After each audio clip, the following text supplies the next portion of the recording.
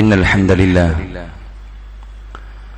نحمده ونستعينه ونستغفره ونعوذ بالله من شرور أنفسنا ومن سيئات أعمالنا من يهده الله فلا مضل له ومن يضلل فلا هادي له وأشهد أن لا إله إلا الله وحده لا شريك له وأشهد أن محمدا عبده ورسوله أرسله بالهدى ودين الحق ليظهره على الدين كله ولو كره المشركون اللهم صل على محمد وعلى آل محمد كما صليت على إبراهيم وعلى آل إبراهيم إنك حميد مجيد اللهم بارك على محمد وعلى آل محمد كما باركت على إبراهيم وعلى آل إبراهيم إنك حميد مجيد أما بعد فإن خير الكلام كلام الله وخير السنن سنن محمد صلى الله عليه وسلم وشر الأمور محدثاتها وكل محدثة بدعة وكل بدعة ضلالة فكل ضلالة في النار أيها الناس اتقوا الله عباد الله أوصيكم وإياي أولا بتقوى الله بسم الله الرحمن الرحيم يا أيها الذين آمنوا اتقوا الله حق تقاته ولا تموتن إلا وأنتم مسلمون يا أيها الذين آمنوا اتقوا الله وقولوا قولا سديدا يصلح لكم أعمالكم ويغفر لكم ذنوبكم ومن يطع الله ورسوله فقد فاز فوزا عظيما آمنوا بالله ورسوله وأنفقوا مما جعلكم مستخلفين فيه فالذين آمنوا منكم وأنفقوا لهم أجر كبير ആദരണീയരായ സത്യവിശ്വാസികളെ, വിശ്വാസിനികളെ, പരമകാരുണികനായ പടച്ചതമ്പുരാന്റെ അല്ലാഹുവിന്റെ വിധിവിലക്കുകൾ ജീവിതത്തിൽ മുറുകെ പിടിക്കുവാനും അവന്റെ റസൂൽ മുഹമ്മദ് മുസ്തഫ സല്ലല്ലാഹു അലൈഹി വസല്ലമയുടെ ചര്യകൾ ജീവിതത്തിൽ പകർത്തുവാനും എന്നോടും നിങ്ങളോടും വളരെ ആത്മാർത്ഥമായി ഉണർത്തുകയാണ്, വസിയത്ത് നൽകുകയാണ്. അത്തരുണത്തിൽ ജീവിതത്തിൽ ശ്രദ്ധ ചെലുത്തുവാനും അവസാനം സന്തോഷപൂർവ്വം റബ്ബിനെ കണ്ടുമുട്ടാനുമുള്ള തൗഫീഖ് നൽകി അള്ളാഹു നമ്മെ എല്ലാവരെയും അനുഗ്രഹിക്കുമാറാവട്ടെ. ഒന്ന് അടുത്ത് ഇരുന്നോളി എല്ലാവരും. എല്ലാവരുടെ ഇടയിലും ഗ്യാപ്പുകൾ കാണുന്നുണ്ട്. സഹോദരങ്ങളെ, നമ്മളൊക്കെയും അള്ളാഹുവിന്റെ തൃപ്തി പ്രതീക്ഷിച്ച് ജീവിക്കുന്ന ആളുകളാണ്. സ്വാഭാവികമായും അവന്റെ തൃപ്തി ലഭിക്കണമെങ്കിൽ ഏറ്റവും ഉദാത്തമായ സൂക്ഷ്മത നമ്മുടെ ജീവിതത്തിന്റെ എല്ലാ മേഖലകളിലും ആവശ്യമുണ്ട്. വിശ്വാസ, കർമ്മ, സ്വഭാവ, ആചാര രംഗങ്ങളിലെല്ലാം നല്ല ഈമാനുള്ളവരായിട്ട് ജീവിച്ചാലല്ലാതെ പ്രിയപ്പെട്ടവരെ നമുക്ക് സ്വർഗത്തിലേക്ക് പ്രവേശിക്കുക വലിയ പ്രയാസമായിരിക്കും. ഈമാനുള്ള ആളുകളായി ജീവിക്കാൻ നമുക്ക് നല്ല ഇഷ്ടമാണ്.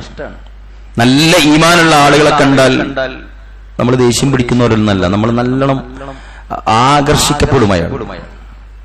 ഈമാനുള്ള ആളുകളിൽ നിന്നുള്ള സൗരഭ്യം സ്വഭാവത്തിൽ, അവരുടെ ഇടപാടുകളിലൊക്കെ അഭൂതപൂർവം നമ്മളൊക്കെയും ശ്രദ്ധിക്കുന്നതാണ്. വളരെയധികം ആളുകളെ നിരീക്ഷിച്ചു കഴിഞ്ഞാൽ വളരെ ചുരുക്കം ആളുകളെയാണ് നമ്മളുടെ സ്കെയിലിന് പോലും നല്ല ഈമാനുള്ള മനുഷ്യന്മാരായിട്ട് നമുക്ക് തോന്നാറുള്ളത്. നമ്മുടെ ജീവിതത്തിലെ ഏറ്റവും വിലപ്പെട്ട സ്വത്ത് എന്നത് വിശ്വാസമാണ്. അതുകൊണ്ട് തന്നെ പ്രിയപ്പെട്ടവരെ, അല്ലാഹു സുബ്ഹാനഹു വ തആല എല്ലാവർക്കും അത് വാരിക്കൊടുത്തിട്ടില്ല. എല്ലാവർക്കും കൊടുക്കുമ്പോൾ നമുക്ക് കിട്ടിയതുമല്ല. ഒരുപാട് ആളുകൾക്ക് ലഭിക്കാത്ത ഒന്നാണ് ഹിദായത്ത് എന്നത്.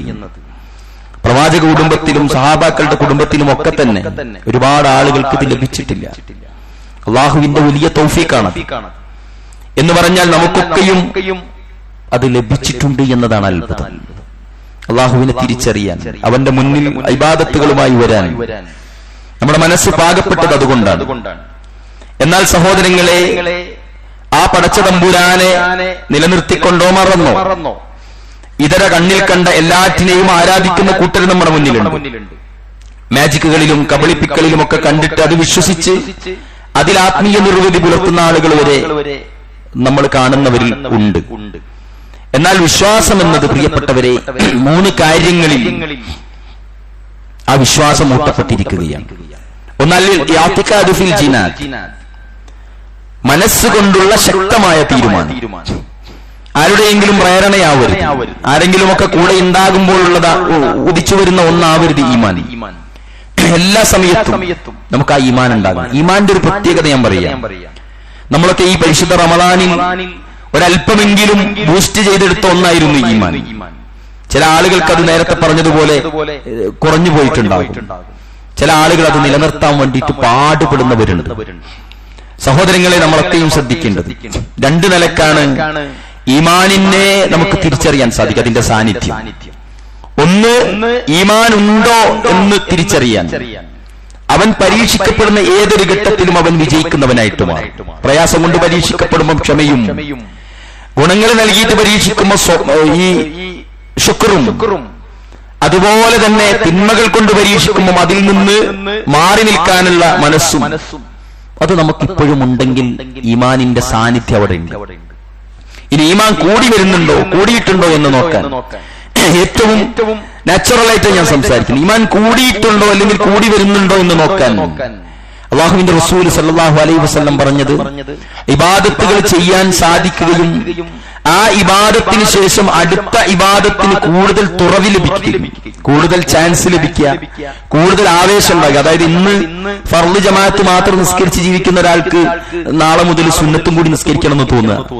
ഒരു നേരം മാത്രം ഖുർആൻ ഓതിയ ആൾക്ക് അത് രാത്രിയും കൂടി അല്ലെങ്കിൽ 2 നേരം ആക്കണം, കുറച്ചും കൂടി ആക്കണം എന്ന് തോന്നുക. ഖുർആൻ ഓതുക മാത്രം ചെയ്ത ഒരാൾക്ക് അത് പഠിക്കണം തോന്നുക. എന്ന് പറഞ്ഞാൽ കർമ്മങ്ങളിൽ അയാൾ എന്ത് ചെയ്യുക, കൂടുതൽ അവന് ചാൻസ് ലഭിക്കുകയും തീരുമാനിക്കാൻ സാധിക്കുകയും അതിനുള്ള തുറവി ലഭിക്കുകയും ചെയ്യുക എന്ന് പറഞ്ഞാൽ അയാൾക്ക് ഈമാൻ കൂടി വരുന്നുണ്ട് നാം മനസ്സിലാക്കേണ്ടത്.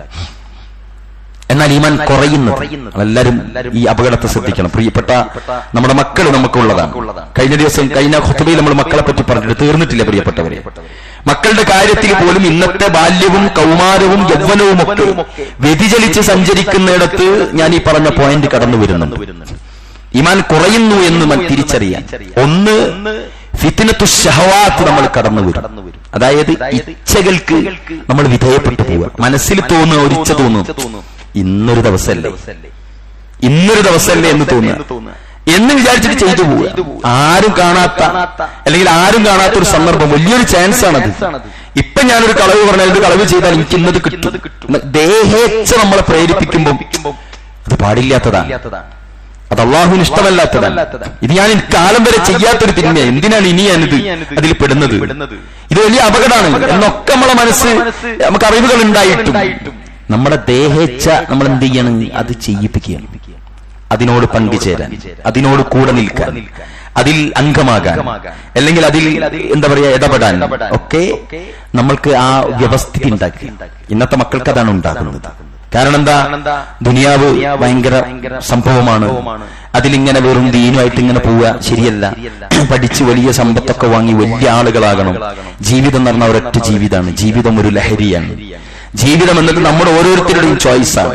ഞാൻ എന്ത് പഠിക്കണമെന്ന് ഞാൻ തീരുമാനിച്ചതുപോലെ, ഞാൻ എന്താകണമെന്ന് ഞാൻ സെലക്ട് ചെയ്തതുപോലെ എന്റെ ലൈഫും ഞാനാണ് സെലക്ട് ചെയ്യുക എന്നിടത്തേക്ക് മാറുകയും അവനവന്റെ ഇച്ഛകൾക്കനുസരിച്ച്, അല്ലെ, അവനവന്റെ ഇച്ഛകൾ അനുസരിച്ച് സഞ്ചരിക്കാൻ അവന്റെ ബോധ്യം പ്രേരിപ്പിക്കുന്നതിനനുസരിച്ച് അവൻ ജീവിതം ഉണ്ടാക്കുക. അവന് ശരിയാണെന്ന് തോന്നുന്നത് അവൻ ചെയ്യുക. അവർക്ക് അവരുടെ സമൂഹത്തിൽ അത് കുഴപ്പമില്ലാന്ന് തോന്നുന്നത് അവർ ചെയ്യുക. ദീനിനെ ഒരിക്കലും മാനദണ്ഡമാക്കാത്ത വിധത്തിൽ മൈ ലൈഫ് മൈ ചോയ്സ് നമ്മൾ കേൾക്കാറില്ലേ? അത്തരത്തിൽ ദേഹേച്ഛകൾക്ക് വിധേയപ്പെട്ടിട്ട്, അതായത് ഒരാൾക്ക് തോന്നുകയാണ് ഇന്നൊന്ന് പള്ളിയിൽ പോകണം, ഇന്ന് പള്ളിയിൽ പോവുക. നാളെ തോന്നുകയാണ് എന്തിനാ ഇന്ന് പള്ളി, ഇന്ന് ഇവിടെ നിസ്കരിക്കുക, അപ്പൊ അന്ന് അവിടെ നിസ്കരിക്കുക. സുബഹിക്ക് ഇന്ന് പോകണ്ടെന്ന് തോന്നുന്നു, അത് പോവാണ്ട് ഒരു ദിവസം പോകണം തോന്നുന്നു. അതായത് അവന്റെ ദേഹേച്ഛ അല്ല. പ്രിയപ്പെട്ടവരെ, അള്ളാഹുവിനെയും റസൂലിനെയും വിശ്വസിക്കുന്ന ഒരാൾക്ക് അള്ളാഹുവും റസൂലും നിർദ്ദേശിച്ചിടത്ത് നിൽക്കാൻ സാധിക്കണം. അതാണ് വിജയം. അതാണ് നമ്മുടെ ഈമാൻ നമുക്ക് കുറയുമ്പോൾ ആ വിജയമാണ് നമുക്ക് ഇല്ലാതാകുന്നത്. ഈമാൻ കുറയുമ്പോൾ ദേഹേച്ഛകൾക്ക് വിധേയപ്പെട്ടിട്ട് സകാത്ത് കൊടുക്കുന്നിടത്തും സദഖ കൊടുക്കുന്നിടത്തും ആളുകളെ സഹായിക്കുന്നിടത്തും ഇപ്പൊ സ്വന്തം മാതാപിതാക്കൾക്ക് വേണ്ടിയിട്ട് ഖിദ്മത്ത് ചെയ്യുന്ന ആളുകൾ വരെ 2-3 കൊല്ലായില്ലേ വാപ്പനങ്ങനെ നോക്കുന്നത്, ഇനി ഇങ്ങനെ അങ്ങ് പോട്ടെ, ഞാനിങ്ങനെ എന്നും എന്തിനാ ചെല്ലുന്നത്, എന്നും എന്തിനാ നോക്കുന്നത് എന്നിടത്തേക്ക് നമ്മുടെ മനസ്സിങ്ങനെ താഴോട്ട് വരിക എന്ന് പറഞ്ഞാൽ നമ്മുടെ ഇച്ഛകൾക്കനുസരിച്ച്. എന്നാൽ ഈ ഇച്ഛകൾ ഭൗതികമായിട്ടോ അവന് ഭൗതികതയിലേക്ക് അവനിക്ക് താല്പര്യം ഉണ്ടാക്കുകയും ചെയ്യും, തിന്മകളിലേക്ക് താല്പര്യം ഉണ്ടാകും. ദേഹേച്ഛകൾക്കനുസരിച്ച് മതത്തിന്റെ നിയമങ്ങളോ റൂളുകളോ അതിന്റെ ശിക്ഷകളോ റസൂലുള്ളാഹി അതിൽ പറഞ്ഞ നിലപാടുകളോ ഒന്നും മൈൻഡ് ചെയ്യാതെ നമുക്ക് തോന്നിയത് നമ്മൾ ചെയ്യുന്നൊരവസ്ഥ. പല രക്ഷിതാക്കളും അവരുടെ 1ാമത്തെയും 2ാമത്തെയും മക്കളുടെ കല്യാണത്തിനൊക്കെ കാണിച്ച ഉദാഹരണമാണ്, കല്യാണത്തിന് കാണിച്ച സൂക്ഷ്മത 2025 എത്തുമ്പോൾ 3ാമത്തെ കുട്ടികളിൽ കാണിക്കാൻ കഴിയുന്നില്ല. കാലം മാറി, നാട് മാറി, അതിന്റെ സെറ്റപ്പുകൾ മാറി എന്ന നിലക്ക് അവരെന്ത് ചെയ്യാണ്, ഇച്ഛകൾക്ക് വിധേയപ്പെട്ടു പോകുന്നുണ്ട്. നമ്മളെല്ലാവരും ഈ അപകടത്തെ ശ്രദ്ധിക്കുക. ദേഹേച്ഛകൾക്ക് വിധേയമാകുന്ന തരത്തിലാണ് എന്റെയും ഈ ഓരോ സൊഫിലെയും മുകളിലത്തെയും താഴത്തെയും എല്ലാവരുടെയും ജീവിതം അങ്ങനെയാണോ പോകുന്നത് എന്ന് പ്രിയപ്പെട്ടവരെ നമുക്കറിയാലോ. അത് നമ്മൾ പിടിക്കണം, അത് നമ്മൾ തിരുത്തണം. 2ാമത്തത് ഫിത്നത്തു ശുബ്ഹാത്ത്. ഇത് വലിയ അപകടം. ആദ്യം പറഞ്ഞത് അല്ലാഹ് പുറത്തു വരും, നമുക്ക് തിരുത്താൻ കഴിയും. ആദ്യം പറഞ്ഞത് നമ്മുടെ അമലുകൾ കൊണ്ട് ചിലപ്പോൾ എന്ത് ചെയ്യും, അള്ളാഹു പുറത്തു തരും, നമുക്ക് മായ്ക്കാൻ സാധിക്കും. ഇസ്തിഗ്ഫാറുകൾ കൊണ്ട് മായ്ക്കാൻ സാധിക്കും, തൗബ കൊണ്ട് മായ്ക്കാൻ സാധിക്കും. ഫിത്നത്തു ശുബ്ഹാത്ത് വന്നാൽ എന്താ സംഭവിക്കുന്നതെന്നറിയോ? അയാള് ഈമാൻ കുറഞ്ഞിട്ട് പിന്നെ എല്ലാവരും ഒന്ന് ശ്രദ്ധിച്ചോളി, ഈമാൻ കുറഞ്ഞിട്ട് പിന്നെ ദീനില് ഒരു സംശയം ഉണ്ടാകുക, ദീനിന്റെ നിയമങ്ങളിൽ സംശയം, ഡൗട്ട്, ദീനിന്റെ കാര്യത്തിൽ ഡൗട്ട്, അതേപോലെ തന്നെ ദീനിന്റെ കാര്യത്തിൽ ഒരു വിരക്തി, ഒരു ഇൻട്രസ്റ്റ് ഇല്ലാത്ത അവസ്ഥ, ദീനിനോടൊരു വിരക്തി. എന്ത് മതം, എന്ത് നിസ്കാരം, നിങ്ങൾ നിസ്കരിച്ചോളി, നമ്മൾ കുറെ നിസ്കരിച്ചതാ, ഇനി നിങ്ങൾ നിസ്കരിച്ചോളി. വിശ്വാസങ്ങളിലൊക്കെ ഒരു സംശയങ്ങൾ ഉണ്ടായി. ഖുർആൻ അള്ളാന്റെ കലാമാണെന്ന് പറയുമ്പോൾ കലാമോ? അത് അള്ളാന്റെ ഒരു സൃഷ്ടിയല്ലേ? ഈസാ നബി മരിച്ചതല്ലേ? മരിച്ചിട്ടില്ല എന്നുള്ള വിശ്വാസം അതെങ്ങനെയാണ് ശരിയാവുക?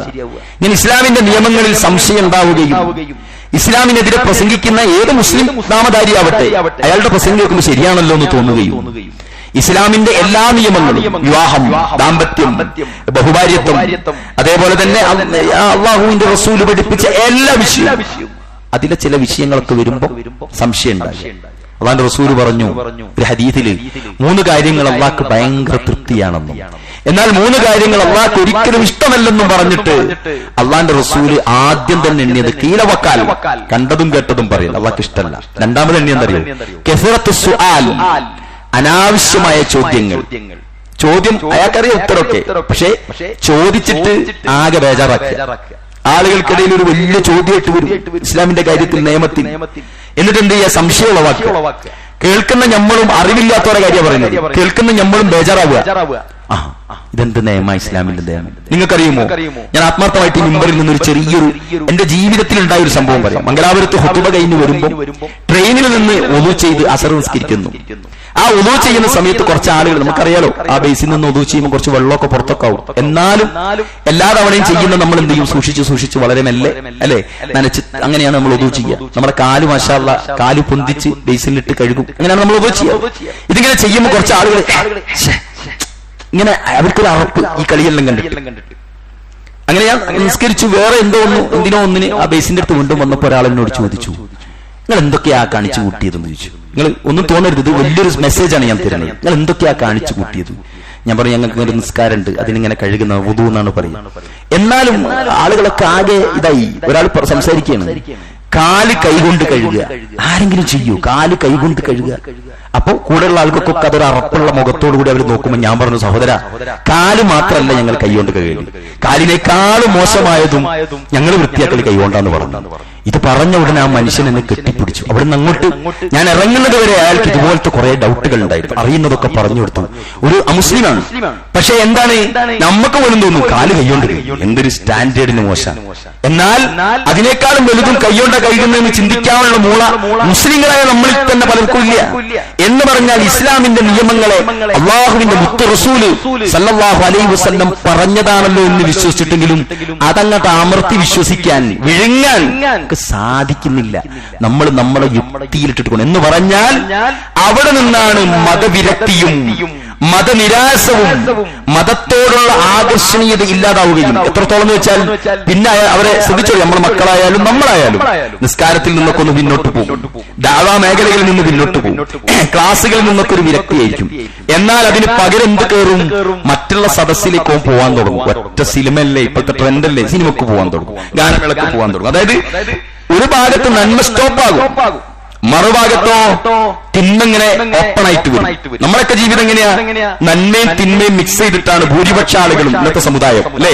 എന്നാൽ നന്മ കൂടുമ്പോൾ ഇന്നൽ ഹസനാത്തി യുദ്ഹിബിന സയ്യിആത്ത്, വലിയ വലിയ നന്മ ചെയ്യുമ്പോൾ തിന്മകൾ എന്ത് ചെയ്യും? മാഞ്ഞു പോകും. ഒരു വളരെ ചുരുക്കം സമൂഹമുണ്ട് തിന്മ തീരെ ചെയ്യുന്നില്ല. അവർ നന്മ മാത്രം ചെയ്യുന്നു. ഞാനീ പറഞ്ഞ വിഭാഗം ഈമാൻ കുറഞ്ഞ് ഫിത്നത്ത് ശുബഹാത്തിൽ പെടുന്ന ആളുകൾക്ക് എന്താ ഉണ്ടാവുക? മതവിരക്തി. എല്ലാവരും ശ്രദ്ധിച്ചോളൂ, ഈ മതവിരക്തി വരുന്നതിന്റെ ഒന്നാമത്തെ മരുന്ന് ഭൗതിക വിദ്യാഭ്യാസവും ഭൗതിക സാഹചര്യവും നന്നാകുക എന്നുള്ളതാണ്. മനസ്സിലായില്ലേ? നല്ല ദീനീ ബോധത്തിൽ ജീവിക്കുന്ന ആൾ വലിയ എഞ്ചിനീയറോ ഡോക്ടറോ എന്നോട് ക്ഷമിക്കണം, അവർ സാമ്പത്തികമായി വലിയ ഉത്തുംഗതയിലൊക്കെ എത്തി വലിയ സെറ്റപ്പുകളൊക്കെ ആയിക്കഴിഞ്ഞാൽ പിന്നെ അവർക്കൊരു മടിയൻ. പള്ളിയിലൊക്കെ വല്ലപ്പോഴും പോകും, മക്കളെ ഇല്ല കൊണ്ടുപോകില്ല, ഭാര്യയെ കൊണ്ടുപോകില്ല, അതൊന്നും വലിയൊരു സംഭവമാക്കി എടുക്കാറില്ല. അവരേതെങ്കിലും യാത്രക്ക് മൊത്തം റിഫ്രഷ്മെന്റിന് വേണ്ടിയിട്ട് പള്ളിയിൽ കയറും, അന്നേരം നിസ്കരിക്കും. എന്നതൊഴിച്ചാൽ ഇത് ഞാൻ നിർബന്ധമായിട്ട് ചെയ്യേണ്ടതാണെന്നും എന്റെ റഹ്മാനായ റബ്ബ് എനിക്ക് ഈ സൗകര്യങ്ങളും ആരോഗ്യവും ഈ മക്കളൊക്കെ തന്നതെന്നും അവന് നന്ദി കാണിക്കാൻ അവൻ ആകെ പറഞ്ഞത് ഈ ആരാധനകളാണെന്നും എന്നൊന്നും അവർ ചിന്തിക്കില്ല. അവർ യഥേഷ്ടം ദീനിൽ നിന്ന് വഴിമാറി സഞ്ചരിക്കും. അവർക്ക് അഡ്രസ് ഉണ്ടാകും, നല്ല പ്രൊഫൈലിൽ അവർ ജീവിക്കും, മുസ്ലിങ്ങളാണ്, മുസ്ലിം കുടുംബാണെന്നൊക്കെ പറയും. പക്ഷെ ഒരു ഇബാദത്തും അവർക്കുണ്ടാവില്ല. അങ്ങനെ മതവിരക്തി വരും. മതത്തിനോട്, നമ്മളെ ദീനുൽ ഇസ്ലാമിനോട് സംശയം ഉണ്ടാകും. ശരിയാണല്ലോ അയാൾ പ്രസംഗിച്ചത് ന്യായാണല്ലോ എന്നൊക്കെ നമുക്ക് തോന്നും. പ്രിയപ്പെട്ടവരെ, ഇത് നമ്മൾ ഭയപ്പെടണം. ഈമാൻ കൂടിക്കഴിഞ്ഞാൽ എന്താണെന്നറിയോ?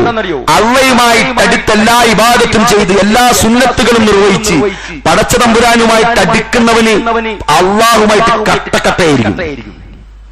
2-3 ഉദാഹരണങ്ങൾ ഞാൻ നിങ്ങൾക്ക് പറഞ്ഞു തരാം. അള്ളാഹുവിന്റെ റസൂലിന്റെ സഹാബത്ത് ഉമർ ബിൻ ഖത്താബിന്റെ കാലത്ത് ഒരാൾ വന്നിട്ട് ഉമർ ഖത്താബിനോട് പറഞ്ഞു, ഒരു സാധാരണക്കാരനാണ്, ഖലീഫയോട് പറഞ്ഞു, നിങ്ങളുടെ ഖിലാഫത്തിൽ നിന്ന് ഒരല്പം പവർ എനിക്ക് തരണം, ഞാനും കൂടി നിങ്ങളെ ഖലീഫയെ പോലെ ഒരു അസിസ്റ്റ് ചെയ്യാൻ വേണ്ടി എനിക്ക് കുറച്ച് ഖിലാഫത്തിന്റെ ഭാഗം തരണം, നിങ്ങളുടെ ആ ഒരു സ്ഥാനവും ആ ഒരു പിന്നെ ഡ്യൂട്ടിയും ഒക്കെ അതൊരു അല്പം ഞാനും ചെയ്യാം എന്ന് പറഞ്ഞു വന്നപ്പോൾ ഉമർ ഖത്താബ് ചോദിച്ചു, ഖുർആൻ അറിയാന്ന് ചോദിച്ചു. അയാൾ പറഞ്ഞു അറിയില്ല എന്ന് പറഞ്ഞു. നിങ്ങൾ എന്നാ ഖുർആൻ പഠിച്ചിട്ട് വാന്ന് പറഞ്ഞു. അങ്ങനെ അയാൾ ഖുർആൻ പഠിക്കാൻ പോയി. 6 മാസങ്ങൾ കഴിഞ്ഞിട്ട് ഇയാളെ കാണുന്നില്ല. അങ്ങനെ ഖലീഫ ഉമർ ബിൻ ഖത്താബ് ഈ മനുഷ്യൻ അന്വേഷിച്ചെന്നു. അദ്ദേഹത്തെ കണ്ടു. എന്ന് പറഞ്ഞു, നിങ്ങൾ അന്ന് എന്റെ ഡ്യൂട്ടിയുടെ കൂടെ എന്റെ കൂടെ കൂടാമെന്നും ഞാൻ സഹായിക്കാമെന്നും ഇന്ന് കൂട്ടുമെന്നൊക്കെ ചോദിച്ചപ്പോൾ ഞങ്ങളോട് ഖുർആൻ പഠിച്ചു വാന്ന് പറഞ്ഞതല്ലേ, പിന്നെ നിങ്ങൾ വരാഞ്ഞതെന്ന് ചോദിച്ചു. അയാൾ പറഞ്ഞത് എന്താണെന്നറിയോ? ഖലീഫ, ഞാൻ ഖുർആൻ മുഴുവനും വായിച്ചു. ഖുർആൻ പഠിച്ചു കഴിഞ്ഞപ്പോ എനിക്ക് മനസ്സിലായി ഒരു ഉമറിന്റെ കീഴിലേക്കും പോകേണ്ടതില്ല, ഒരു ഉമറിന്റെ ഖിലാഫത്തിന്റെ കീഴിലേക്കും പോകേണ്ടതില്ല, അതും ചോദിക്കേണ്ടതില്ല.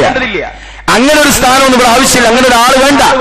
എല്ലാം നമുക്ക് ലഭിക്കും റബ്ബുമായിട്ട് എടുത്താൽ എന്ന് ഞാൻ മനസ്സിലാക്കിയിട്ടാണ് ഞാൻ വരാഞ്ഞതെന്ന് പറഞ്ഞു. അത്ഭുതപ്പെട്ടു.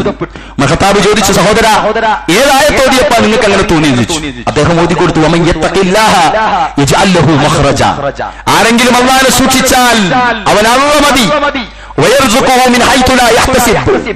അവൻ അല്ലാഹു റിസ്ക് നൽകും, ഉപജീവനം നൽകും. അവൻ ഒരിക്കലും പ്രതീക്ഷിക്കാത്ത വഴിയിലൂടെ. നമ്മൾ കണക്കൂട്ടുന്ന മാതിരിയല്ല. MBA കഴിഞ്ഞ് ഗൾഫിലേക്ക് പോയ ആളുകൾ MBA അല്ല അവിടെ ചെയ്യുന്നത്, അതുമായി ബന്ധപ്പെട്ട ജോലിയല്ല ചെയ്യുന്നത്. അവിടെ അവൻ മാറും, അവൻ വേറൊരു എന്റർപ്രൈസറാണ്. ആലോചിച്ചൊക്കെ എത്ര ആളുകളുണ്ടെങ്ങനെ ഓരോ കോഴ്സുകളും നമ്മൾ ചെയ്തിട്ട് അതാകുമെന്ന് വിചാരിക്കും. അവ ഉദ്ദേശിച്ചത് നിന്നെ ഒരു മുതലാളിയാക്കാനാണെങ്കിൽ നിന്റെ ഈ കോഴ്സ് ഒരു പേപ്പറിൽ ഒതുങ്ങും ഇല്ലേ? എത്ര ഉദാഹരണങ്ങൾ നമുക്ക് പറയാം. അതേപോലെ തന്നെ നമുക്ക് കണക്ക് കൂട്ടിയാൽ ഒരിക്കലും ആ മാസത്തെ വിവാഹത്തേക്ക്, ആ മകളുടെ കല്യാണത്തിലേക്ക് ഇത്ര ലക്ഷം എനിക്ക് കണ്ടെത്താൻ കഴിയില്ല എന്ന് നിരാശപ്പെട്ട് ജീവിക്കുന്ന ഒരു മനുഷ്യൻ മുഅ്മിനാണെങ്കിൽ, തഖ്വയുള്ളവനാണെങ്കിൽ, മിൻ ഹൈതു ലാ യഹ്തസിബ്, അവൻ വിചാരിക്കാത്ത മാർഗത്തിലൂടെ ഒത്തുവരും. സുബ്ഹാനല്ലാഹ്, എത്ര ഉദാഹരണം നമ്മുടെ കുടുംബത്തിൽ കണ്ടിട്ടുണ്ട്. ഉമർ ഖത്താബ് അത്ഭുതപ്പെട്ടു. പ്രിയപ്പെട്ടവരെ, ഈമാൻ ഉണ്ടെങ്കിൽ നമുക്ക് എന്തു വേണ്ട, ഒരാളെയും ആശ്രയിക്കേണ്ടി വരിക പോലുമില്ല. ഇനി മറ്റൊരു ചരിത്രം, മാലിക് ദീനാറിന്റെ കാലത്ത് മദീനത്ത്, എല്ലാരും കേട്ടോളൂ, മാലിക് ഈമാൻ വന്നു കഴിഞ്ഞാൽ കിട്ടുന്ന ഗുണമാണ് ഞാൻ പറയുന്നത്. ഈമാൻ വരിക എന്ന് പറഞ്ഞാൽ അയാൾ അള്ളയായിട്ട് അടുക്കും. എത്രത്തോളം അറിയോ? ഒരു മുട്ടുസൂചി വീണുപോയാൽ പടച്ചോനെ ആ മുട്ടുസൂചി ഇടുന്ന പടച്ചോനോട് ആദ്യം പറയാം. അല്ല, അവിടെ ഒരു മുട്ടുസൂചി ഉണ്ടേനല്ലോ, അവിടെ ഉള്ളവരെ വിളിച്ച് ചോദിക്കൂല. എന്തെങ്കിലും ഒരു സാധനം മറന്നുപോയി ഒരു യാത്രക്കിടയിൽ, അള്ളാഹ് അതിനോട് മറന്നുപോയല്ലോ, അള്ളാഹിനോട് പറയുന്നത്. മനസ്സിലായോ? എന്തിനും പടച്ചോനായിട്ട് ഭയങ്കര ബന്ധമായിരിക്കും. ഒരു ചെറിയ വേദന വിരലിന് വന്നു, പടച്ചോനെ ഒരു ചെറിയ വേദന ഉണ്ട്, അതൊന്ന് മാറ്റിത്തരണേ പടച്ചോനോട്. അല്ലാണ്ട് ഭാര്യന്റെ അടുത്ത് പോയിട്ട് എനിക്കൊരു വേദന ഉണ്ട്, എന്താണെന്നറിയില്ല, നമുക്ക് ഡോക്ടർ അടുത്ത് പോയാലോ, ഇതൊക്കെ കഴിഞ്ഞാലായിരിക്കും കുളിയെല്ലാം കുടിച്ചിട്ട് മാറുന്നില്ല, പടച്ചോനെ ഇതൊന്നും മാറ്റിത്തരണേ. അവസാനത്തിൽ അവിടെ ഒരു ഈമാനുള്ള മനുഷ്യൻ ഏതൊരു കാര്യത്തിനോട് ആദ്യം അവന്റെ വായിൽ അള്ളാഹ് വരിക. സുബ്ഹാനല്ലാഹ്, ആളെ അത്ഭുതം ശ്രദ്ധിച്ചോ? എല്ലാവരും ശ്രദ്ധിച്ചില്ലേ? ഏതൊരു കാര്യത്തിനും അള്ളയുമായിട്ട് അത്ര അടുപ്പായിരിക്കും. ഒരു വിദ്യാർത്ഥി എല്ലാം പഠിച്ചു, ഫുൾ മാർക്ക്, ഉമ്മ ചോദിച്ചപ്പോ തലങ്ങും വെലങ്ങും ഒക്കെ മറുപടി പറഞ്ഞു. ഓൻ പരീക്ഷാ ഹാളിലേക്ക് വരുമ്പോ പടച്ചോനെ എനിക്ക് എല്ലാ ഉത്തരവും കിട്ടണേ അല്ലാഹ്, ഞാൻ പഠിച്ചത് എന്നെ വരണേ അല്ലാഹ്. ആ ഒരു ബന്ധമുണ്ടല്ലോ, ആ ഒരു ബന്ധമുള്ള ആൾക്ക് എന്തും അള്ള ചോദിച്ചാൽ കൊടുക്കുന്ന. മാലിക് ദീനാറിന്റെ കാലത്ത് മദീനത്ത് മഴയില്ലാതെ, ഞാൻ ഈ ചരിത്രം വായിച്ചിട്ട് ഒരുപാട് ടെൻഷൻ അടിച്ചു പോയിട്ടുണ്ട്, നിങ്ങൾ ആത്മാർത്ഥമായിട്ട് കേട്ടോളി. മദീനത്ത് മഴയില്ലാതെ, വെള്ളമില്ലാതെ വല്ലാത്ത പ്രയാസത്തിലായി. അങ്ങനെ മദീനാദിവാസികൾ ഒന്നടങ്കം സ്വലാത്തുൽ ഇസ്തിസ്കാ നമസ്കരിച്ചു, മഴയ്ക്ക് വേണ്ടിയുള്ള പ്രാർത്ഥന. ഒരു സംഘം, ഒരു സമൂഹം, മദീന എന്ന് പറഞ്ഞാൽ അന്ന് മദീന എന്ന് പറഞ്ഞ മദീന എന്ന പ്രദേശം ഒരു വലിയ പ്രദേശം, ഒരു ചെറിയ പള്ളിയായിരുന്നു അള്ളാന്റെ റസൂലിന്റെ പള്ളി. അള്ളാന്റെ റസൂലിന്റെ പള്ളി വികസിച്ച് ഇന്ന് മദീന പള്ളി എത്ര വലുപ്പുണ്ടോ അതാണ് പണ്ടത്തെ മദീന. ശ്രദ്ധിച്ചോ? ഇന്നത്തെ മസ്ജിദാണ് പണ്ടത്തെ മദീന. ബാക്കിയൊക്കെ മദീനന്റെ അടുത്തുള്ള സ്ഥലങ്ങളാണ് നമ്മൾ കാണുന്ന മുറ്റവും അങ്ങാടിയൊക്കെ. അത്ര മദീന വികസിച്ചു. മദീനക്കാർ സ്വലാത്തുൽ ഇസ്തിസ്കാ നമസ്കരിച്ചു. പ്രിയപ്പെട്ടവരെ, മാലിക് ദീനാർ പറയാണ്, അവർ നമസ്കരിച്ചു, അവർ മഴ പ്രതീക്ഷിച്ചു, മഴ വന്നില്ല, അവർക്ക് മഴ കിട്ടിയില്ല. അങ്ങനെ അദ്ദേഹം പള്ളിയിലിരിക്കുന്ന സമയത്ത് രാത്രിയിൽ ഒരു മനുഷ്യൻ വന്നു, ഒരു സാധാരണക്കാരൻ, ഒരു ചെരുപ്പൂത്തിയായിരുന്നു, അതായത് നമ്മുടെ നാട്ടിൽ ചെരുപ്പ് തിന്നുന്ന ഒരു മനുഷ്യൻ. ആ മനുഷ്യൻ നമസ്കാരം കഴിഞ്ഞിട്ട് പ്രാർത്ഥിക്കണം, ആരുമില്ലാത്ത സമയത്ത് അദ്ദേഹം പ്രാർത്ഥിച്ചു, അല്ലാഹുവാണ് സത്യം. ഒരു മുഅ്മിന്റെ പ്രാർത്ഥനയുടെ പ്രത്യേകതയാണ്, ഈമാനുള്ളവന്റെ പ്രാർത്ഥനയുടെ പ്രത്യേകതയാണ്, അവർ സത്യം ചെയ്തുകൊണ്ട് പ്രാർത്ഥിക്കും. അല്ലാഹുവാണ് സത്യം റബ്ബേ, ഈ നാട്ടിൽ മഴയില്ല. അല്ലാഹുവാണ് സത്യം റബ്ബേ, ഈ നാട്ടുകാർ കുഴങ്ങിക്കിടക്കാണ്, പടച്ചോനെ ഞങ്ങൾക്ക് മഴ തരണം. ഇത് അദ്ദേഹം ആരുമില്ല എന്ന് വിചാരിച്ചിട്ട് ഒരല്പം ശബ്ദത്തിലാണ് പ്രാർത്ഥിച്ചത്. ഇത് മാലിക് ദീനാർ കിട്ടും.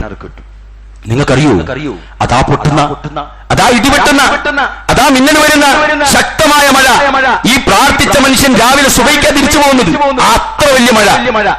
സുബ്ഹാനല്ലാഹ്, ഇത് അദ്ദേഹം നോട്ട് ചെയ്തു. ആ മനുഷ്യൻ പ്രാർത്ഥിച്ചപ്പോ മഴ വന്നു. ഞാൻ ഇപ്പൊ കേട്ടിട്ടുണ്ട് പ്രാർത്ഥന, മറ്റേതൊരു വലിയ സംഘം ജമാഅത്തായിട്ട് നിസ്കരിച്ചിട്ട് കിട്ടിയിട്ടില്ല. അങ്ങനെ സുബഹി കഴിഞ്ഞ് ഈ മനുഷ്യൻ, ഈ സാധാരണക്കാരൻ വീട്ടിലേക്ക് പോയി. മാലിക് ദീനാർ അദ്ദേഹത്തിന്റെ പിന്നാലെ പോയിട്ട് പിന്നെ അദ്ദേഹത്തെ അന്വേഷിച്ചു. ഞാൻ ഇന്നലെ എല്ലാരും കൂടി നിസ്കരിച്ചിട്ട് മഴ കിട്ടിയില്ല, അൽഹംദുലില്ലാഹ്, സുബ്ഹാനല്ലാഹ്, അള്ളാഹു നിങ്ങൾക്ക് എല്ലാ ബറക്കത്തും തട്ടി. നിങ്ങൾ പ്രാർത്ഥിക്കുന്നത് ഞാൻ കേട്ടിട്ട്, നമ്മൾ സാധാരണ പറയല്ലോ, നിങ്ങൾ പ്രാർത്ഥിച്ചപ്പോ മഴ വന്നതാ, മാഷാ അല്ലാഹ് എന്നൊക്കെ പറഞ്ഞ് അഭിനന്ദിച്ചപ്പോ ഈ മനുഷ്യൻ അങ്ങോട്ട് ചൂടായി. മുഖമൊക്കെ ചുവന്നു, വിവരണമായി, കണ്ണുകളൊക്കെ ചുവന്നു. നിങ്ങൾ എന്തൊക്കെയായി സംസാരിക്കുന്നത്? ഇത് നല്ല വർത്താനല്ല, നിങ്ങൾ എന്തിനും ഇങ്ങോട്ട് വന്നതെന്നൊക്കെ ചോദിച്ചു. മാലിക് ദീനാറിന് പന്തികേട് മനസ്സിലായി, അദ്ദേഹം തിരിച്ചുപോയി. പക്ഷെ ആ അത്ഭുതം അദ്ദേഹത്തിന്റെ തലയിൽ ഇങ്ങനെ കടന്നു. ഇനി നിങ്ങൾക്കറിയോ, ദുഹറിന് വന്നാൽ നമ്മളെന്താ പറയാ, ഇവിടെ അങ്ങനെ ഒരു സംഭവം സംഭവിച്ചതാ.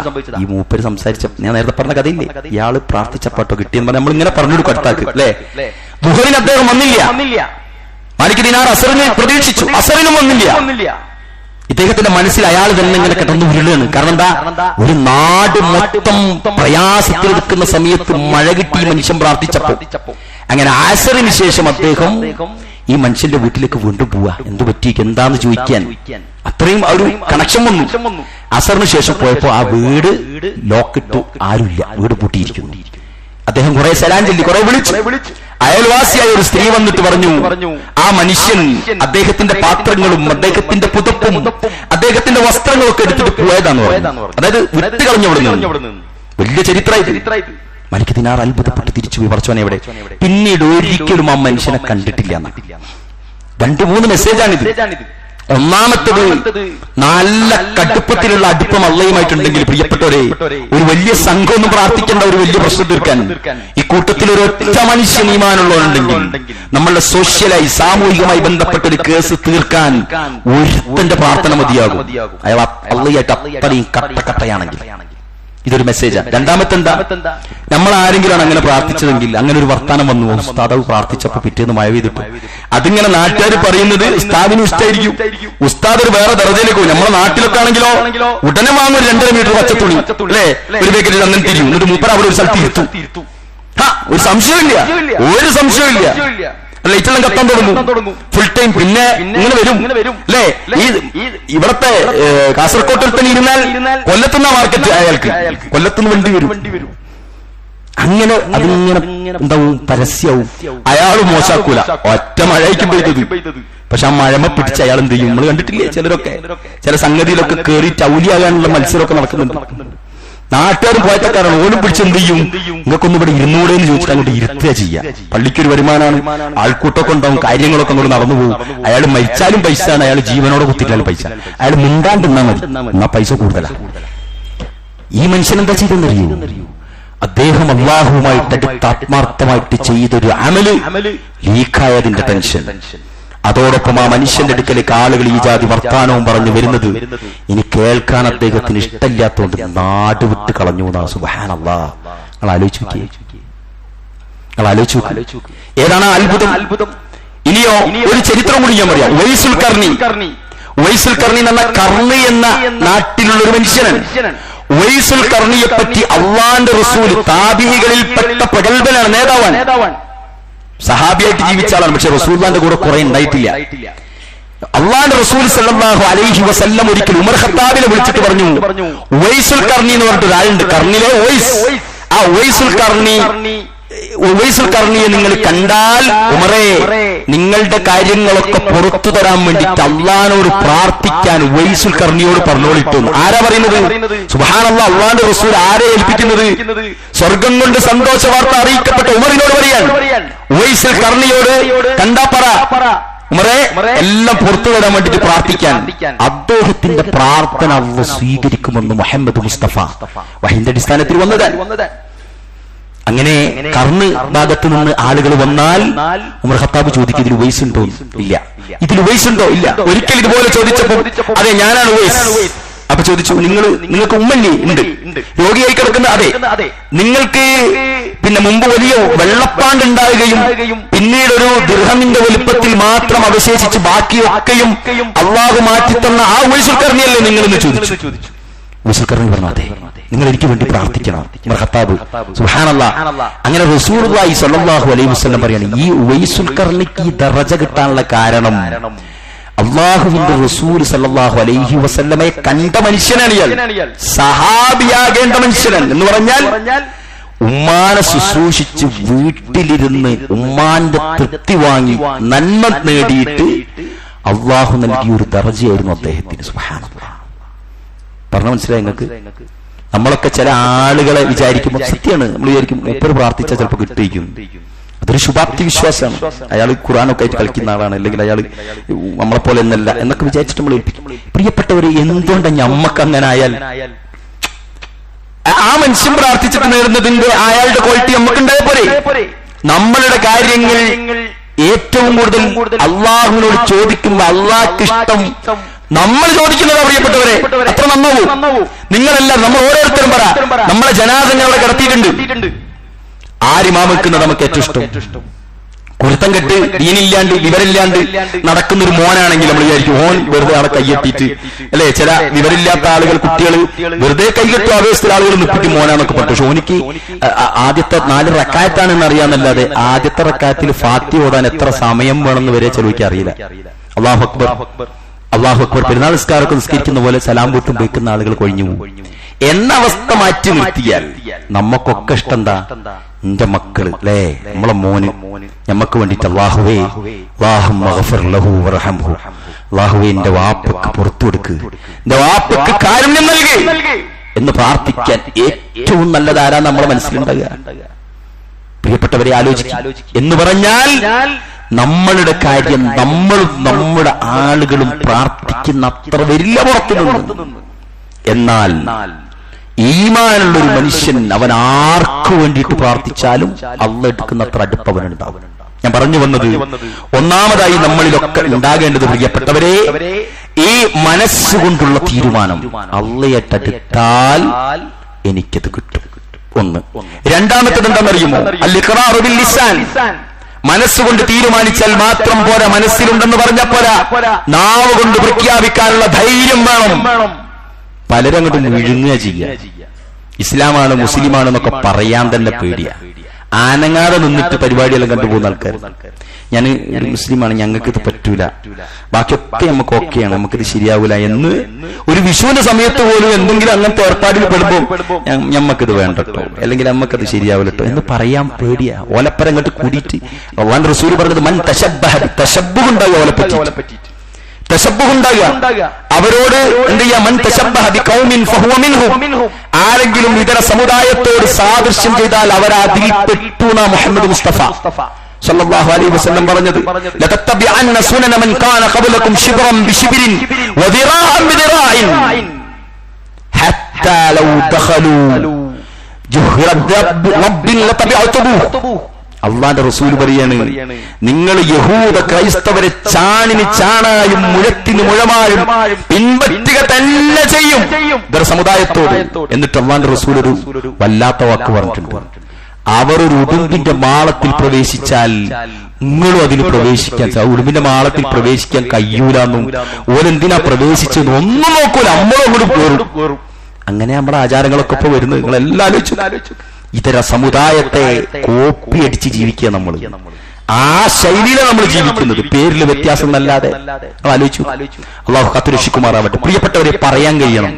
ആ പറഞ്ഞതുകൊണ്ട് ഒരുപാട് ആളുകൾ അവരുടെ ജീവിതത്തിൽ പ്രയാസം അനുഭവിച്ചിട്ടുണ്ട്. നിങ്ങൾക്കറിയോ ഖബ്ബാബ് ഇബ്നു ഹർറത്ത് റളിയല്ലാഹു അൻഹു അള്ളാഹുവിന്റെ റസൂലിൽ വിശ്വസിച്ചതാണ്. പ്രവാചകൻ മക്കയിൽ ഈ ദീന് പഠിപ്പിച്ചു കൊടുക്കുന്നുണ്ട്. വല്ലാത്തൊരു പ്രവാചകനായിട്ട് ഒരാൾ വന്നിട്ടുണ്ട്, ഏകദൈവ വിശ്വാസം അയാൾ പറയുന്നുണ്ടെന്നൊക്കെ കേട്ടിട്ട് ഖബ്ബാബിന് എന്താ ജോലി എന്നറിയോ? ഖബ്ബാബ് കൊല്ലപ്പണിക്കാരനായിരുന്നു.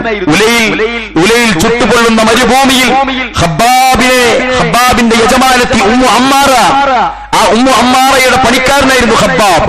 ഉലയിൽ ഇങ്ങനെ തിരിച്ച് ഫഹം ചെയ്ത് ഇരുമ്പുകൾ ഒരുക്കി ആയുധങ്ങളും അതേപോലെ തന്നെ പാചക ഉപകരണങ്ങളും ഒക്കെ ഉണ്ടാക്കുന്ന പടച്ചട്ടകൾ ഉണ്ടാക്കുന്ന പണിയായിരുന്നു ഈ ഉമ്മു അമ്മാറക്ക്. അവരുടെ പണിക്കാരനായിരുന്നു ഖബ്ബാബ്. നിങ്ങൾക്കറിയൂ, ഖബ്ബാബ് ഈ ചില സമയത്ത് അവിടെ നിന്ന് പോകും, കാണൂല. എവിടെയും പോയെന്ന് വെച്ചാൽ പറയാണ്ടിരിക്കും. അങ്ങനെ അവസാനം പറഞ്ഞു, നീ മുഹമ്മദിന്റെ അടുക്കൽ പോകുന്നുണ്ടല്ലേ? ഞാൻ അങ്ങനെ പോയതല്ല, ഞാനൊന്നും ഇങ്ങനെ കേട്ടതാന്ന് പറഞ്ഞു. ഇനി പോകരുത്, ഇല്ല എന്ന് പറഞ്ഞു. പിറ്റേന്ന് വീണ്ടും പോയി. 2-3 തവണ പോയപ്പം ഖബ്ബാബിന് ഈമാൻ ഉറച്ചു. ഖബ്ബാബ് തന്റെ യജമാനത്തി ഉമ്മു അമ്മാറയോട് പറഞ്ഞു, നിങ്ങൾ ഈ വിമർശിക്കുന്ന പോകരുതെന്ന് പറയുന്ന മുഹമ്മദ്, ആ മുഹമ്മദ് പരിചയപ്പെടുത്തുന്ന റബ്ബിൽ ഞാൻ വിശ്വസിച്ചിരിക്കുന്നു, എനിക്ക് ബോധ്യമുണ്ട്. അശ്ഹദു അല്ലാ ഇലാഹ ഇല്ലല്ലാഹ്. ഉമ്മു അമ്മാറ ഖബ്ബാബിനോട് പറഞ്ഞു പടച്ചട്ടയുണ്ടാക്കാൻ.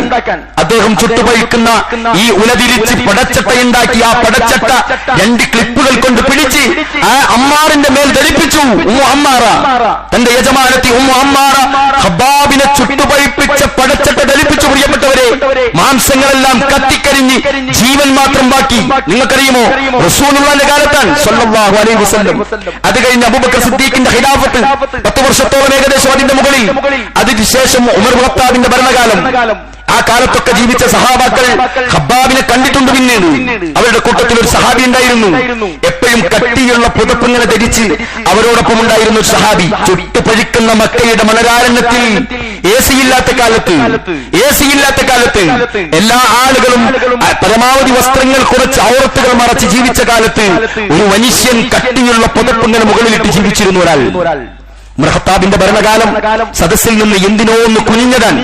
ആ കുനിഞ്ഞ സമയത്ത് ആരാ കുനിഞ്ഞറിയോ? ഈ പുതപ്പിട്ട ആളാരാൻ? ഖബ്ബാബ് കുനിഞ്ഞപ്പോ ഖബ്ബാബിന്റെ പുതപ്പങ്ങോട്ട് വീണ സമയത്ത് ധീരനായ ഉമർ കണ്ണുപൊത്തി. സഹാബാക്കൾ മുഖം തിരിച്ചു, കാണാൻ കഴിയുന്നില്ല. വെറും എല്ലിന്റെ മുകളിൽ നേർത്ത തൊലി മാത്രമുള്ള ഒരു മനുഷ്യൻ. ആ നേർത്ത തൊലി ഒരിളം ചൂട് പോലും തട്ടാൻ കഴിയാത്ത വിധം സഹിക്കാനാകാതെ കട്ടിയുള്ള പുതപ്പ് നമ്മുടെ മാംസം കണക്കെ സെക്യൂരിറ്റിക്ക് വേണ്ടിയിട്ട് ഇളം തൊലിയിൽ ചൂട് തട്ടിയാൽ സഹിക്കാനാവാതെ ആന്തരിക അവയവങ്ങൾക്ക് ചൂട് തട്ടിയാൽ തനിക്ക് സഹിക്കില്ലെന്ന് വിചാരിച്ച് കട്ടിയുള്ള പുതപ്പ് ധരിച്ചു വർഷങ്ങളോളം ഹബ്ബാബ് അങ്ങനെ ജീവിച്ചു. എന്തിന്റെ പേരിൽ നിങ്ങൾ ആലോചിക്കും? എന്തിന്റെ പേരിൽ ഈ ചുട്ടുപഴുക്കുന്ന മക്കയിൽ ഈ പുതപ്പ് ധരിച്ച് ഈ മനുഷ്യൻ ജീവിച്ചത്? എന്തിനാ പ്രിയപ്പെട്ടവരെ? ആവുന്നില്ല. ഒരു കാറ്റ് പോലും, ഒരു ഇളങ്കാറ്റ് പോലും ഹബ്ബാബിന്റെ തൊലിക്ക് പറ്റുന്നില്ല. അങ്ങനെ പുതപ്പിട്ട് ജീവിച്ചു. എന്തിന്റെ പേരിൽ? അള്ളാഹുവിൽ വിശ്വസിച്ചു, അവന്റെ റസൂലിൽ വിശ്വസിച്ചു എന്ന് ഉറക്കെ പറഞ്ഞതിന്റെ പേരിൽ. ഇതൊരൊറ്റ ചരിത്രം ഞാൻ ഇന്ന് വെക്കുന്നുള്ളൂ. നമുക്ക് കഴിഞ്ഞിട്ടുണ്ടാവും. ഈ ഉലയിൽ പോയിട്ട് കത്തിക്കാനും ചുട്ടുവയ്പ്പിച്ച പടച്ചട്ട ധരിപ്പിക്കാനും ആരുമില്ല ഇവിടെ ഇന്ത്യയിൽ. ആരും ചെയ്യുകയില്ല, നമുക്കും അറിയാതെ.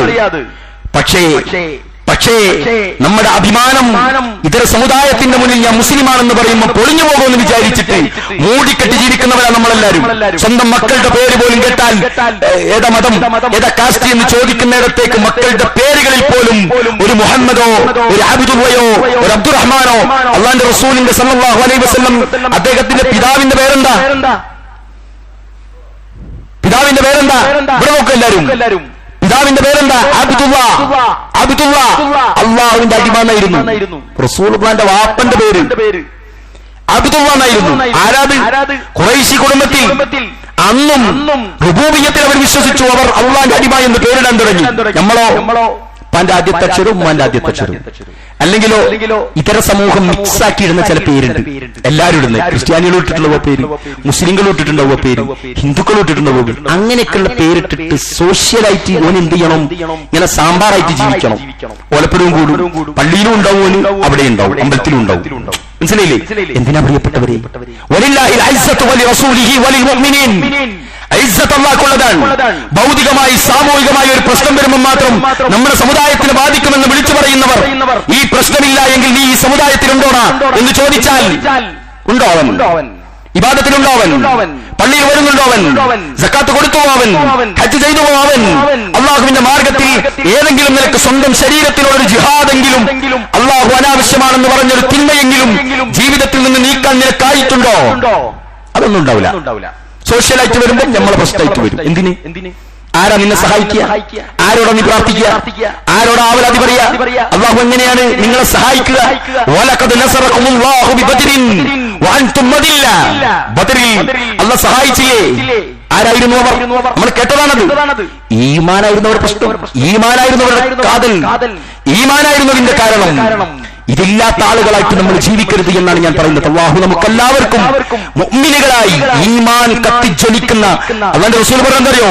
എല്ലാവരും കേട്ടോളി. റസൂൽ പറയാണ്, ഈമാൻ വസ്ത്രം നുരുമ്പുന്നത് പോലെ നുരുമ്പിപ്പോകും. നമ്മൾ ശ്രദ്ധിച്ചിട്ടില്ലെങ്കിൽ പഴകിയ വസ്ത്രങ്ങൾ, മണ്ണിൽപ്പെട്ട, മാറ്റി നിർത്തപ്പെട്ട, ഉപയോഗിക്കാത്ത വസ്ത്രങ്ങൾ പിന്നിപ്പോകുന്നത് പോലെ, നുരുമ്പിപ്പോകുന്നത് പോലെ ഈമാൻ അങ്ങോട്ട് നുരുമ്പിപ്പോകുന്ന മുഅ്മിനുകളോടാ പറയുന്നത്. ഉള്ള ഈമാൻ ഇല്ലാതാകും. അതുകൊണ്ടാണ് വലിയ പ്രവർത്തകനും വലിയ പ്രസ്ഥാനത്തിന്റെ ആളും വലിയ മുസ്ലിം കുടുംബത്തിൽ, മുവഹീദ് കുടുംബത്തിലൊക്കെ ജനിച്ച ആളുകൾ മൂപ്പരിപ്പ് ഇതിലൊന്നുമില്ല എന്ന് നമ്മൾ ചിലർ കൊണ്ട് പറയാറില്ലേ?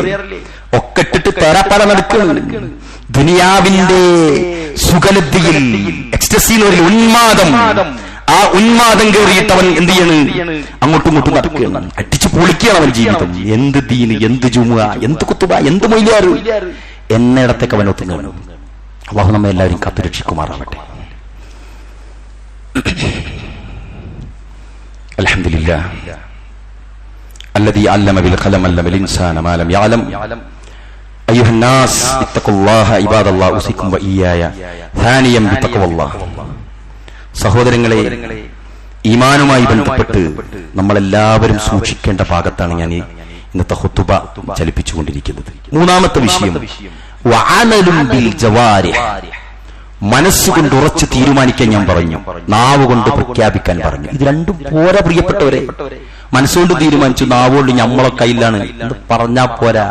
വഅമലുൻ ബിൽ ജവാരിഹ്. നിന്റെ ജീവിതത്തിൽ അത് കൊണ്ടുവരണം. നിന്നെ നിരീക്ഷിക്കുന്ന ക്യാമറകളുണ്ട് ഇവിടെ. ഇതര വിശ്വാസികൾ, വിശ്വാസി സമൂഹം, നിന്റെ കുടുംബം, നിന്റെ മക്കള്, ഇവരൊക്കെ നിരീക്ഷിക്കുമ്പോൾ നിന്റെ സ്ഥിതി എന്താ സഹോദര? പല മക്കളെയും നിങ്ങളൊന്ന് കൗൺസിൽ ചെയ്യണമെന്ന് പറഞ്ഞിട്ട് നമ്മളെ ഏൽപ്പിക്കും. അനുഭവമുള്ളവനാണ്. ആ കൗൺസിൽ ചെയ്യുമ്പോൾ നമ്മൾ ചിലതിങ്ങനെ ചോദിക്കും, ബാപ്പ എങ്ങനെയാ? ബാപ്പ ഭയങ്കര പ്രശ്നക്കാരനാണ്. T V കാണലുണ്ടോ? കുറച്ച്. ആരപ്പുറം? ബാപ്പന്റെ പരം. ഉമ്മ ഉണ്ടാകലുണ്ടോ? ഉമ്മ ഉണ്ടാകലുണ്ട്. അതായത് നിഷ്കളങ്കനായ മോൻ പറഞ്ഞു തരാൻ നമുക്ക്. ഇയാൾക്ക് പരാതി, മോൻ തീരെ ഫുള്ള് ടിവിന്റെ മുമ്പിലാണ്. ആരാ ഇത് കൊണ്ടുപോയി വെച്ചത്? ആരെ മടിയിൽ ഇരുന്നിട്ട് അവനെ കാണിച്ചു? ചെറുപ്പത്തിലെ മുലപ്പാല് മണക്കുന്ന മക്കളെ പോലും അല്ലേ തോന്നിയാസങ്ങൾ കാണിപ്പിക്കുക നമ്മളെല്ലാരും. എന്നിട്ട് ഒറ്റ കാരണം നമ്മൾ പറയാ ഇത് ഇപ്പൊ എല്ലാവരും ഇങ്ങനെ തന്നെയാണ് എന്ന് പറഞ്ഞാൽ കുറച്ച് ആൾക്കാർ ഉടുത്ത കഴിച്ച് ജീവിക്കാൻ തുടങ്ങിയ നമ്മളും കഴിക്കുന്ന അതിനർത്ഥം അല്ലേ? അല്ലേ? ആലോചിച്ചോക്കെ. നമ്മൾ കാരണം കണ്ടെത്തണം അവിടെ. തിന്മ ചെയ്യുന്ന കുട്ടികൾ, യുവാക്കൾ, സ്റ്റുഡൻസ്, വിദ്യാർത്ഥിനികൾ ഏതെങ്കിലും ഒരു തിന്മ ചെയ്യരുതേ മോനെ എന്ന് ഉമ്മ പറഞ്ഞാൽ അവന്റെ വായിന് അടുത്ത വെടി വരുന്നുണ്ടെന്നറിയോ? അപ്പൊ നിങ്ങൾ ആദ്യം ബാപ്പനോട് പറഞ്ഞു കൊടുക്കും, മോനെ ഇന്നൊന്ന് കൗൺസിലിൽ ഇരുന്ന റെഡിയാവും മോനെ എന്ന് പറഞ്ഞ ഓൻ പറയുന്നറിയോ? ഇന്നല്ല കൗൺസിലിൽ ഇരുത്തണ്ട്, എന്റെ ഉപ്പനൊന്ന് ഇരുത്തിക്കോളി. കാരണം ബാപ്പ ലോക മറ്റേതാണ്. പിന്നെ മോനൊരു ഐറ്റം മാറ്റി എന്താ പ്രശ്നം? ബാപ്പയെ ഞങ്ങൾ ആദ്യം സിനിമ കൊണ്ടുപോയത്. ഇപ്പം ബാപ്പ വരുന്നില്ല, ഞങ്ങൾ സിനിമക്ക് വന്നു. ബാപ്പ കൊണ്ടുപോയി കാട്ടുന്ന സിനിമ അല്ല, സിനിമയൊക്കെ മാറി. കുടുത്തൊക്കെ കഴിച്ചു റോബസ്റ്റ് തൊലി ഉരുകിയമാതിരി ഉരിച്ചിട്ടാണ് നടത്തുന്ന ആൾക്കാർ. അത് വലിയ സ്ക്രീനിൽ കാണാണ്. ഡയറക്റ്റ് കണ്ടാൽ പോലെ ഒരു 12 ഇഞ്ചോ 15 ഇഞ്ചോ ഉണ്ടോ ഒരു സ്ത്രീ. ഈ ഒരു സ്ത്രീയെ 36 ഇഞ്ച് 48 ഇഞ്ച് സൈസിൽ നമ്മളെ മുഖം കാണുന്നു. നിങ്ങൾ ആലോചിക്കണം. നമ്മൾ വിചാരിക്കും ടി വി അല്ലേ, സ്ക്രീനല്ലേ എന്ന് വിചാരിക്കും. ഇനിയോ ഒരു സ്ത്രീയെ നാച്ചുറൽ ആയിട്ട് കാണുമ്പോൾ ഒരു സെക്കൻഡുകൾ കൊണ്ടത് മാറിപ്പോകും. ടി വിയിൽ എന്താ സ്ഥിതി? അവിടെ പൗസ് ചെയ്ത് നെക്കിയിട്ട് സൂം ചെയ്താൽ ഓൻക്ക് അതിന്റെ അവിടെ ഇത്തിക്കാഫി ഇരിക്കേണ്ട നമ്മൾ കാണിക്കും. നമ്മളൊരു ടി വി അല്ലല്ലോ ഉസ്താദ്, മൊബൈലല്ലേ. അപകടമാണ് പ്രിയപ്പെട്ടവരെ, അപകടമാണ്. നമ്മുടെ അയൽവാസിയായ ഒരു സ്ത്രീ, ഒരു അമുസ്ലിം സ്ത്രീ കൂട്ടിക്കോളൂ, മുറ്റത്ത് കിണറുള്ള ഒരു സ്ത്രീ, അവര് കുളിക്കുമ്പോൾ നമ്മുടെ മക്കൾ വെറുതെ ഒന്ന് നോക്കുകയാണ്. നമ്മൾ എന്ത് ചെയ്യും? എന്താ കൊള്ളാന്ന് പറയും. എന്താ? ലജ്ജയാണ് നമ്മുടെ ലജ്ജ അല്ലേ? അവര് ചിലപ്പോ അതൊന്നും വിഷയം ഉണ്ടാവില്ല, ഒരു ബ്ലൗസ് ഒരു തുണി കൊടുത്തിട്ട് കുളിക്കുന്നതായിരിക്കും. അതുപോലെ നമ്മൾ നോക്കാൻ നമുക്ക് സഹിക്കാൻ പറ്റില്ല. നമ്മൾ മതിൽ കെട്ടും, അവിടെ ചെടി ഉണ്ടാക്കും, ആ ഭാഗത്തേക്ക് പോകാതിരിക്കാനും നോക്കാതിരിക്കാനും ഒക്കെ ശ്രദ്ധിക്കും. എന്നാൽ ഇതൊന്നും ഇല്ലാത്തവർ കുളിക്കുന്നതാണ് നമ്മൾ ഇതിന്റെ അകത്ത് കാണിച്ചു കൊടുക്കുന്നത്. മനസ്സിലാക്കണം. ഈ കുട്ടി എവിടേക്കാണ് പോവുക? ഈ കുട്ടി ഒരു പ്രത്യേക വൈബിലേക്ക് പോകും. അതെ, അവൻ ഉന്മാദത്തിലേക്ക് എത്തും. അവൻ അതിനേക്കാളും വലുത് ഈ സെർച്ച് എഞ്ചിനിലൂടെ കണ്ടുപിടിക്കും. നിങ്ങൾ പോയറ്റക്കാരാണ് നമ്മൾ മാതാപിതാക്കൾ. നമ്മൾ വിചാരിക്കും അവന്റെ മുഖവും അവന്റെ ചിരിയും കണ്ടാൽ അവൻ എത്രത്തോളം കേടുവന്നിട്ടുണ്ട്. നിങ്ങൾക്കറിയാം, ഞാനൊരു അറ്റക്കാരെയും മിമ്പറെന്ന് പറയുന്നു. നമ്മുടെ മക്കൾ കേടുവന്ന് വലുതായി വലിയ കേടിലെത്തിയാൽ ഏറ്റവും അവസാനം അതറിയുന്ന ആളുകൾ നമ്മളായിരിക്കും. അള്ളാഹുവാണ് സത്യം ഞാൻ പറയുന്നത്. അതായത് ആ മാതാപിതാക്കളെ അറിയിക്കാൻ ആ നാട്ടുകാർ ശ്രമിക്കൂല. ആ മാതാവിന്റെ ആ പിതാവിന്റെ കൂട്ടുകാരൻ ശ്രമിക്കൂല. കാരണം എന്താ? ഓനോട് പറയണ്ട, ഓൻ താങ്ങൂലെന്ന് പറയും അല്ലേ? ഓനോട് പറയണ്ട, നമുക്ക് ശരിയാക്കാന്ന് പറയും. സമൂഹം അങ്ങനെ പറയാ. വെറുതെ ആ വീട്ടിൽ പോയിട്ട് ഓലെല്ലാവരുടെയും മനസ്വാസ്ഥ്യം കെടുത്തണ്ട. പ്രിയപ്പെട്ടവരെ, അധ്യാപകർ എത്ര എണ്ണം മൂടി വെക്കുന്നുണ്ടെന്നറിയോ? അധ്യാപകരൊക്കെ അതിന്റെ ലിമിറ്റ് വിച്ഛേദിച്ച് പുറത്ത് ചാടിയാലേ രക്ഷിതാവ് എങ്ങളൊന്ന് വരണേന്ന് പറയുള്ളൂ. അത്രയും കേസ് അവര് കോംപ്രമൈസ് ചെയ്യുന്നുണ്ട്.